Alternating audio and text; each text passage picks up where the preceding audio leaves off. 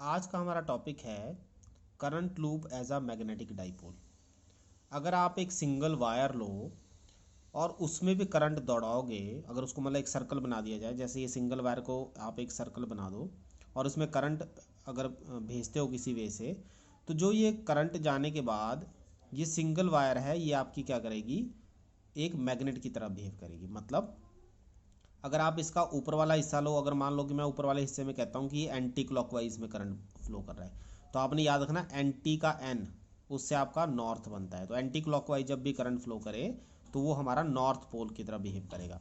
और जब क्लॉकवाइज अगर आप नीचे से देखोगे, इसको झुक के देखोगे नीचे से, तो आपको यही करंट आपको साउथ क्लॉकवाइज मूव करता हुआ दिखाई देगा। मतलब नीचे से आपको ऐसा लगेगा कि क्लॉकवाइज ये मूव कर रहा है। तो जब क्लॉकवाइज जो नीचे वाला हिस्सा जो दिखेगा आपको, वो आपका साउथ पोल की तरह बिहेव करेगा। मतलब अगर आप एक सिंपल डिस्क भी लेते हो, जैसे आपने देखी होगी डिस्क बनी होती है सिंपल, तो उसको भी लेते हो तो वो भी आपकी क्या है, एक मैग्नेटिक डाइपोल की तरह ही बिहेव करेगी। मतलब अल्टीमेटली यही हुआ कि आपका जो मैग्नेट है उसमें यूनिपोल नहीं एग्जिस्ट करते हैं। मतलब एक पोल अकेला कभी भी एग्जिस्ट नहीं करेगा। जब भी कहीं नॉर्थ होगा तो उसके अपोजिट में साउथ जरूर मिलेगा। ठीक है। The magnetic movement of current loop is directly proportional to strength of the current and area enclosed by the loop। तो आपके पास करंट I आ गया और एरिया A आ गया, तो ये दोनों के प्रोपोर्शनल रहेगा मैग्नेटिक डाइपोल मूवमेंट।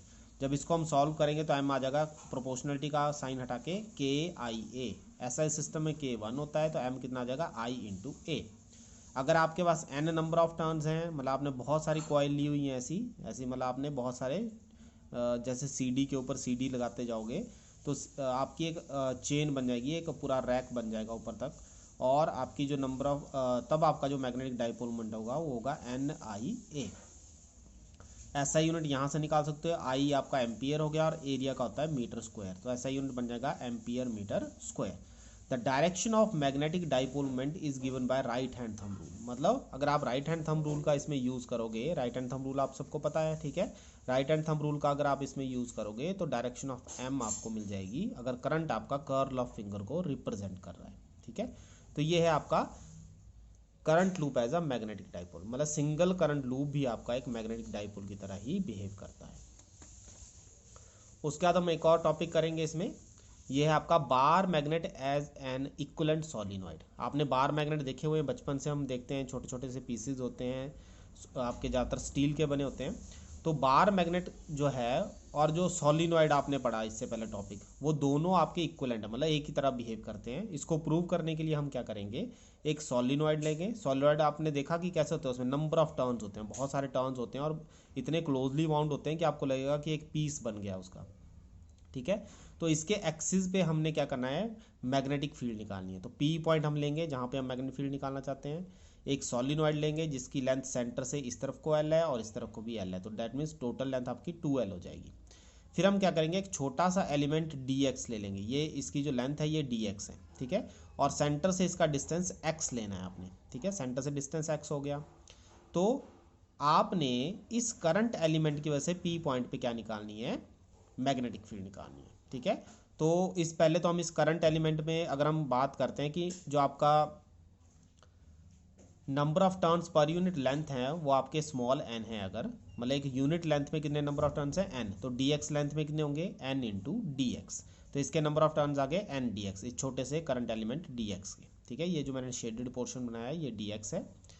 अब हम इसकी वजह से, इस शेडेड पोर्शन की वजह से P पॉइंट पे क्या निकालेंगे, मैग्नेटिक फील्ड निकालेंगे। तो इसके लिए फॉर्मूला आपने याद रखना है, म्यू नॉट ओवर 4 2 पाई NIA square upon R square plus जो इसका रेडियस होगा। तो यहाँ पे n की जगह मैं n dx ले रहा हूँ, जो वहाँ फॉर्मूला में NIA स्क्वायर लिखा है आपने, वो फॉर्मूला आपको याद होना चाहिए। तो सर्कुलर कॉइल वाला फॉर्मूला है।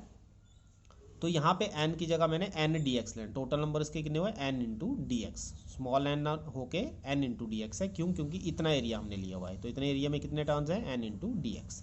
तो वहाँ थोड़ा सा स्लाइटली चेंज किया हमने। दूसरा चेंज हम करेंगे कि जो आपका ये जो डिस्टेंस O से लेके P तक R है, लेकिन ये तो आपका थोड़ा सा आगे है, x डिस्टेंस आगे है, तो ये x मुझे R से काटना पड़ेगा। तो दैट मीन्स डिस्टेंस कितना रह जाएगा, R माइनस एक्स का होल स्क्वायर। रेडियस इसका A लिया है तो A स्क्वायर हो जाएगा। फिर ये कहता है कि जो आपका डिस्टेंस है वो बहुत बड़ा है x से भी और बहुत बड़ा है रेडियस से भी। x ये आ गया ना, इससे बहुत बड़ा है R, और ए भी आपका बहुत छोटा है एज कम्पेयर टू आर। तो हम दोनों को निगलेक्ट कर देंगे, एक्स को भी छोड़ देंगे, ए को भी छोड़ देंगे डिनोमिनेटर में, ठीक है, न्यूमरेटर का रहेगा।